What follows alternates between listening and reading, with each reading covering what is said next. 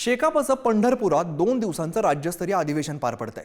या अधिवेशनासाठी राज्यभरातून कार्यकर्ते उपस्थित राहणार आहेत। शेतीला उद्योजकाचा दर्जा देण्याचा अधिवेशनामध्ये ठराव मांडला जाणार आहे। याचा आढावा घेतलाय आमचे प्रतिनिधी माऊली डांगे यांनी। पाहूया। शेतकरी कामगार पक्षाचं 19वे राज्यस्तरीय अधिवेशन आज पंढरपूरमध्ये पार पडतंय। आपण एकंदरीत बघितलं 2 दिवसाचं हे अधिवेशन आहे आणि आपण पाहिलं तर आता त्याची जय्यत तयारी आपल्याला झालेली आपल्याला पाहायला मिळते। या जय्यत तयारीचा आज आपल्याबरोबर आयोजक बाबासाहेब देशमुख आहेत। आपण त्यांच्याकडून जाणून घेणार आहोत की कशा पद्धतीची तयारी आहे। काय सांगाल बाबासाहेब की आज राज्य अधिवेशन आहे, कशा पद्धतीने तयारी झाली आहे? आज राज्यस्तरीय आज आणि उद्या अधिवेशन आहे 2 दिवसाचं। चांगली तयारी झालेली आहे।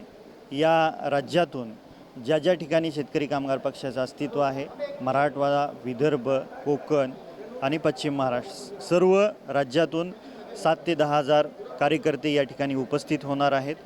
या अधिवेशनामध्ये शेतकरी कामगार पक्ष हा राजकीय ठराव पास करतील। शेतकऱ्यांच्या मालाला किफायतशीर भाव मिळाला पाहिजे ही शेतकरी कामगार पक्षाची मागणी आहे आणि शेतकऱ्यांच्या संदर्भातील ठराव पास होतील।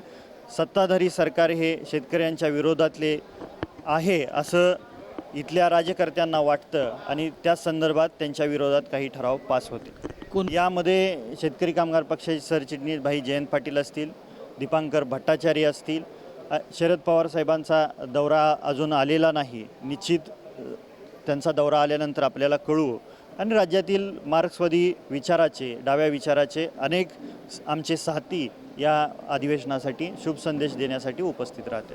माऊली डांगे, पुढारी न्यूज, पंढरपूर।